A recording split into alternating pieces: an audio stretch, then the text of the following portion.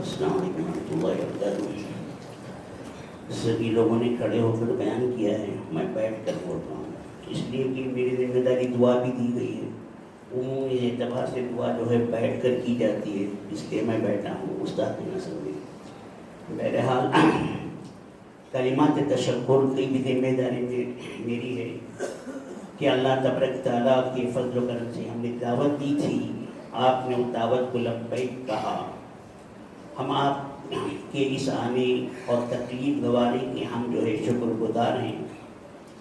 حدیث میں آتا ہے لا یشکر اللہ من لا یشکر الناس، جو لوگوں کا شکریہ ادا نہیں کرتا وہ اللہ کا بھی شکریہ ادا نہیں کر سکتا۔ بہرحال آپ کا یہاں آنا، اپنا وقت دینا، جبکہ آج ویسے تو دیوالی کا دن چھٹی گئی ہے لیکن پھر بھی لوگوں کی اپنی مشغولیات ہوا کرتی ہیں۔ آپ یہاں تشریف رکھے، ہمارے بچوں کے پروگرام کو آپ نے سنا، تمامی بچوں نے پوری دلجوئی کے ساتھ، دلچسپی کے ساتھ اس پروگرام میں حصہ لیا۔ حضور اکرم صلی اللہ علیہ وسلم کی ہر طرح کی سیرت کو آپ کے سامنے نمایاں کیا۔ آج ضرورت اسی بات کی ہے کہ ہم حضور اکرم صلی اللہ علیہ وسلم کی سیرت کی طرف آئیں۔ ہماری کامیابی بھی اس وقت ہوگی جب ہم سیرت کے اپنانے والے بن جائیں، اور کیوں نہ ہو کہ اللہ تعالیٰ نے ہمیں اس کا حکم ہی دیا ہے کہ ہم حضور اکرم صلی اللہ علیہ وسلم کی سیرت کو اپنائیں۔ لقد کان لکم فی رسول اللہ اسوۃ حسنہ، کہ آپ کی سیرت، آپ کی زندگی ہمارے لیے بہترین نمونہ ہے۔ ہم اپنی زندگی میں اس کو لے آئیں۔ صحابہ کرام نے حضور اکرم صلی اللہ علیہ وسلم کی سیرت کو اپنا کر ہمیں نمونہ وہاں بھی بتا دیا ہے کہ حضور اکرم صلی اللہ علیہ وسلم کی سیرت پر مکمل عمل کیا جا سکتا ہے۔ اللہ تعالیٰ نے دوسری جگہ بھی کہا ہے مَا آتَاكُمُ الرَّسُولُ فَخُذُوهُ وَمَا نَهَاكُمْ عَنْهُ فَانْتَهُوا، یہاں پر بھی یہی حکم ہے کہ حضور اکرم صلی اللہ علیہ وسلم کی دی ہوئی باتوں کو ہم اپنی زندگی کے اندر لے آئیں، ان باتوں کو حفظ جاں بنا دیں اور جو ہے اپنی زندگی اسی طرح گزاریں۔ اللہ تبارک تعالیٰ ہمیں اس کی توفیق دے۔ ہماری زندگی، ہم جانتے ہیں کہ ہماری زندگی بہت زیادہ لمبی نہیں ہے۔ میں ایک جملہ عام طور سے کہا کرتا ہوں کہ اللہ تبارک تعالیٰ نے حضور اکرم صلی اللہ علیہ وسلم کی سیرت کو ہمارے لیے نمونہ بنایا ہے۔ یقیناً آپ نمونہ ہیں، لیکن آپ ذرا یہ غور کر لیں کہ حضور اکرم صلی اللہ علیہ وسلم کی نبوت کی زندگی تو 23 سالہ ہے، اگر مکمل زندگی کو لیا جائے تو 63 سالہ ہے۔ آج کل کے دور میں ہم تو انگریزی طرف سے جاتے ہیں، تو انگریزی حساب سے دیکھا جائے تو حضور اکرم صلی اللہ علیہ وسلم کی عمر 60 سال بھی نہیں ہے، لیکن اس کے باوجود اللہ تعالیٰ فرماتے ہیں کہ حضور اکرم صلی اللہ علیہ وسلم کی زندگی کو اپنے لیے نمونہ بنائیں۔ اگر کسی آدمی کی عمر 100 سال ہو جائے، 200 سال ہو جائے، 1000 سال بن جائے، تو کیا تب بھی حضور اکرم صلی اللہ علیہ وسلم کی سیرت جو ہے ہمارے لیے نمونہ ہے؟ اگر میں قسم کھا کے کہوں تو یہ بھیجا نہیں ہوگا کہ کسی بندے کو اللہ تعالیٰ زندگی لمبی دے دے، وہ 1000 سال کا بن جائے، تب بھی حضور اکرم صلی اللہ علیہ وسلم کی وہ 23 سالہ زندگی یا وہ 63 سالہ زندگی حضور اکرم صلی اللہ علیہ وسلم کی ہمارے لیے نمونہ ہے۔ اللہ تبارک، آپ غور کریں، سوچیں، حضور اکرم صلی اللہ علیہ وسلم نے اپنی 23 سالہ زندگی کے اندر وہ کون سا شعبہ ہے جس کے متعلق ہمارے لیے جو ہے رہنمائی، نافرمائی ہو؟ آپ ذرا کریں، چھوٹی سی چھوٹی چیز، استنجا کس طرح کرنا چاہیے، اس کی تک حضور اکرم صلی اللہ علیہ وسلم نے ہمیں رہنمائی فرمائی ہے۔ اسی لیے تو اللہ تعالیٰ نے کہا نا لقد کان لکم فی رسول اللہ اسوۃ حسنہ، کہ حضور اکرم صلی اللہ علیہ وسلم کی تمہارے لیے بہترین نمونہ ہے، آپ اپنی زندگی کو اپنائیں۔ بہرحال ان طلبہ نے آپ حضرات کے ساتھ اور ہمارے مہمان ہمارے صدر مولانا مفتی حسین صاحب، صدر جمعیت علماء بنگلور نے آپ کے سامنے حضور اکرم صلی اللہ علیہ وسلم کی سیرت کے متعلق رکھا، مولانا احمد سراج صاحب نے آپ کے سامنے رکھا۔ آج ہمیں اس چیز کی ضرورت ہے کہ ہم سننے سے زیادہ عمل کی کوشش کریں، ہماری زندگی وہ زندگی بن جائے جس کو اللہ تبارک تعالیٰ کے نظر میں مطلوب ہے۔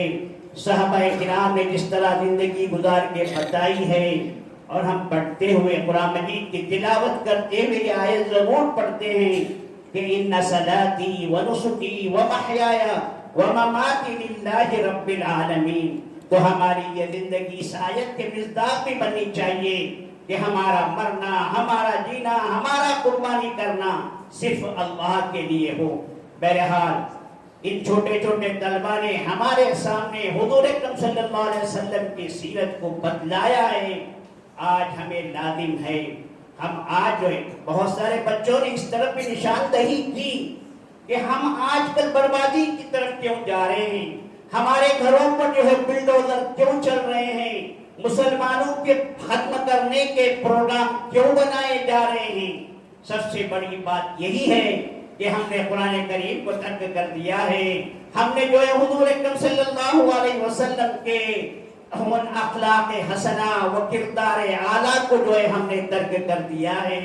حضور اکرم صلی اللہ علیہ وسلم نے جو کردار و اخلاق ہمارے لیے دیے ہیں، ان اخلاق کو اپنانے کی آج ہمیں ضرورت ہے. ہم اپنی خلوت میں، ہم اپنے جلوت میں حضور اکرم صلی اللہ علیہ وسلم کی سیرت کو اپنائیں. یقیناً ہمارے لیے وہ کامیابی کا ذریعہ ہوگا، جنت کا راستہ ہمارے لیے آسان ہوگا. اللہ تبارک تعالی ہمیں جو ہے سیرت پر عمل کرنے کی توفیق عطا فرمائے. اس جلسے میں آنے والوں کو اللہ تعالیٰ قبول فرمائے، بیٹھنے والوں کو قبول فرمائے. یہاں سے یہ پیغام اپنے ساتھ لیتے جائیں کہ آپ جو ہے سیرت پر عمل کریں، حضور اکرم صلی اللہ علیہ وسلم کی زندگی کو اپنی زندگی کے اندر لائیں. حضور اکرم صلی اللہ علیہ وسلم نے جن اعمال کو کیا ہے وہ ہم اپنی زندگیوں کے لائیں. یہ پیغام ہم لا آئے. حضور اکرم صلی اللہ علیہ وسلم کی سیرت کے مطابق مختلف پہلوؤں کے اعتبار سے ہمارے سامنے آئے. طلبہ نے آپ کو بتایا کہ ہم کو تجارت کرنی ہے تو کس طرح کرنی ہے، ہمیں شادی بیاہ کرنی ہے تو کس طرح کرنی ہے، ہمارے اندر غمی اور خوشی آ جائے تو ہمیں کس طرح نبھانا ہے، ہم کو بتایا گیا ہے. ہم کسی سے فوج کشی کریں تو کس طرح کرنا ہے، ہم اپنے مالوں کو خرچ کرنا ہے تو کس طرح کرنا ہے. تمام طلبہ نے قریب قریب یہ تمام چیزیں ہمارے سامنے نمایاں اعتبار سے بتائی ہیں. یہ تمام طلبہ بھی جو ہے اس سے تشکر اور جو ہے شاد بازی کے جو ہے حقدار ہیں کہ انہوں نے اپنے بے جھجک ان طلبہ نے آپ حضرات کے سامنے اپنی بات پیش کی. اسٹیج پر آ کر کسی کا بیان کرنا آسان نہیں ہے. ایک بات آپ سے ذکر کروں، یہ واقعہ ہمارے پڑوسی ملک کے بڑے پہلوان کے متعلق کہا گیا ہے، جس کا نام جو ہے غالباً گاما تھا.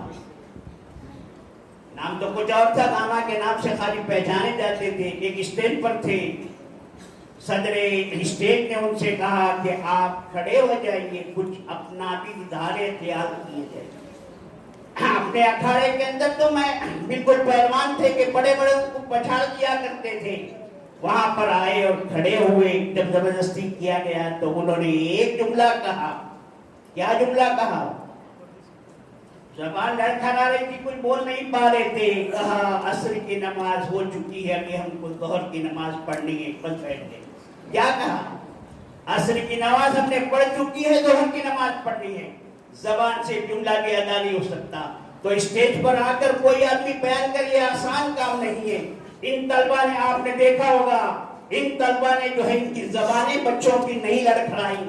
پوری طرح جو ان بچوں نے 10 منٹ 6 منٹ جتنا بھی انہوں نے بیان کیا ہے آپ کے سامنے، اس پر آپ ذرا غور کریں. ان پر محنت کرنے والے بھی اساتذہ جو ہے اس بات کے ساتھ بات ہیں کہ اللہ تبارک تعالیٰ ان طلبہ کو بھی قبول فرمائے، ان اساتذہ کو بھی، اور مزید جو ہے خدمت کرنے اور اس میں تعلیم کے اعتبار سے دلچسپی دینے کی کوشش اللہ تعالیٰ توفیق دے.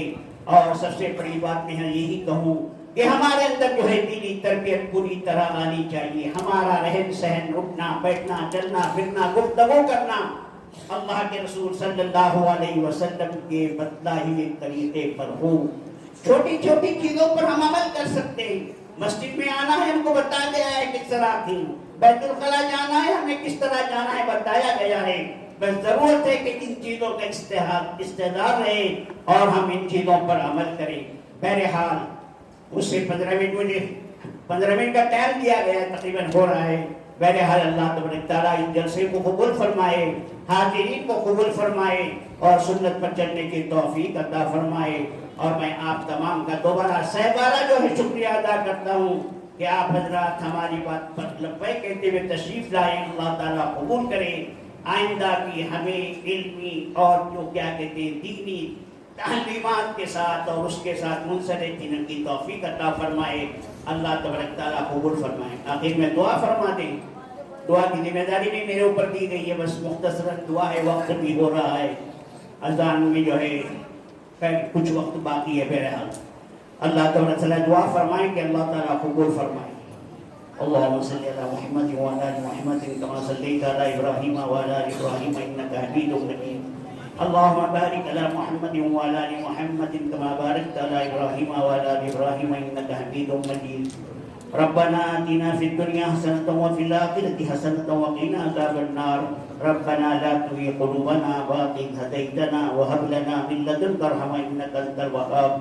ربنا اغفر لي ولوالدي وللمؤمنين يوم يقوم الحساب. رب اجعلني مقيم الصلاة من ذريتي ربنا وتقبل دعاء. اللهم احفظنا من كل بلاء الدنيا وعذاب الآخرة.